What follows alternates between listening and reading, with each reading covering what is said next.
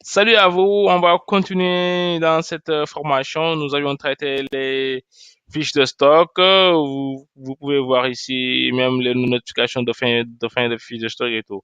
Donc là, on va faire une vente. Donc on va se rendre ici dans vente et là, on va choisir, on va faire une première vente. On va faire cette vente-là à l'élève Sophie. On va, voilà, Sophie, c'est supposons. Alors on va dire ça. On va lui vendre des cahiers de 32 pages. Voilà. Donc ici, voilà. Donc j'ai une autre vente pour une autre article.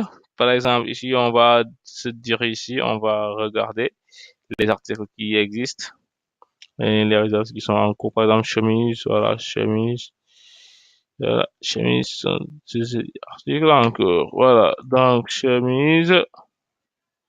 Voilà. Donc ici, on a uniforme scolaire, une vente. Voilà. Donc là, si vous voyez bien, vous avez un petit texte ici qui vous explique le restant ainsi que le prix unitaire pour chaque. Voilà. Donc s'il n'y avait pas de stock pour ce, par exemple, ici on va, je sais pas, choisir ticket restaurant. Et voilà.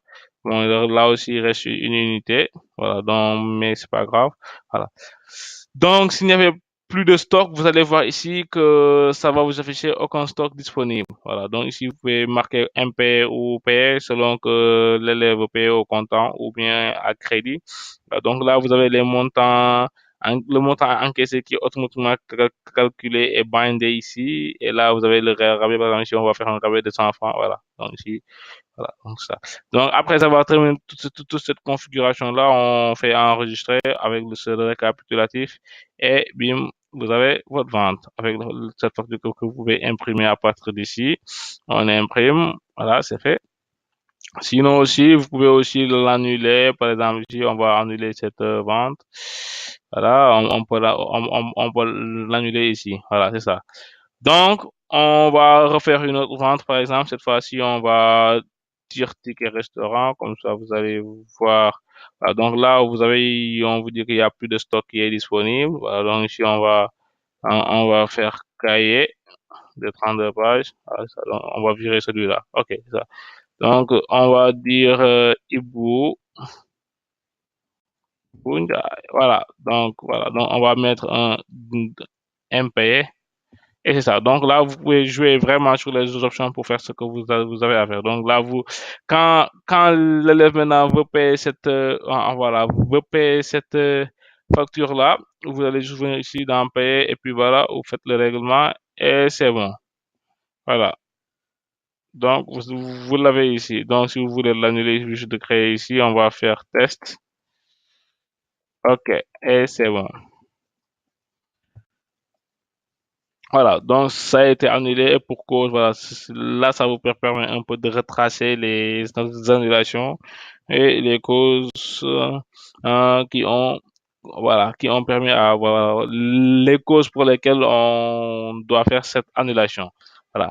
Donc, toujours dans la vente, par exemple, ici, on va jouer un peu sur la fiche de stock, par exemple, sur la fonctionnalité mettre hors comptoir. Donc, on a commencé à vendre ça et il reste 118. Maintenant, pour une raison une ou une autre, si on décide de mettre ça hors comptoir, par exemple, on va mettre ça hors comptoir. Si c'est très simple, juste de cliquer puis de valider. Voilà. Donc là, quand on revient ici dans cahier de 32 pages, là, on nous dit qu'il n'y a aucun stock actif. Voilà. Donc, parce que la seule stock qui existe a été mis au comptoir. Donc, si on avait un autre stock, on allait pouvoir continuer à faire des ventes et tout. Donc, c'est ça. Maintenant, on va remettre au comptoir. Voilà, on va remettre au comptoir. On remet au comptoir. Ça. Donc là, si on revient, et qu'on l'on choisit, maintenant là, on a ça. Donc, on peut faire notre vente comme on le souhaite. OK, donc ici, on va mettre Abdou. Voilà, voilà, Abdou. On va choisir ça. Donc, on met payé. Donc, c'était à peu près ça pour les ventes. Donc, là, vous avez ici les ventes qui ont été faites. Bon, là, c'est quelques ventes. Suivant cette date-là, on peut chercher suivant une date quelconque. Voilà, ça, on peut faire ça. Chercher. Donc, ça, vous voyez, voilà, on peut faire des tristes selon une date et selon les horaires. Donc, voilà. Donc là, par exemple, si on voulait maintenant chercher par élève, supposons que l'on veut chercher l'ensemble des ventes qui ont été faites pour cet élève-là, supposons Abdoulaye Niane. Donc on va juste faire ça, on va chercher par élève et puis on va faire une recherche. On va dire c'est Abdoulaye, Abdoulaye Niane. Voilà, donc c'est cet élève-là. Donc c'est pour cet élève-là, on aura l'ensemble des ventes qui ont été faites. Voilà, souvent ça. On peut même choisir selon des dates. Voilà, et refaire ça. Donc là, on aura toujours l'ensemble des ventes qui ont été, voilà, et qui ont été faites pour cet élève-là durant ces périodes. Voilà. Voilà. Donc, si on revient par défaut, chargement global, ça, on réinitialise ces filtres-là. Voilà. Donc, là, par défaut, la recherche, ça concerne les personnes exposants. Si on dit l'ensemble des ventes qui ont été faites par cet administrateur. Voilà. Donc, maintenant, on pourra jouer ici sur les périodes. Donc, on verra l'ensemble des reçus concernés. Voilà.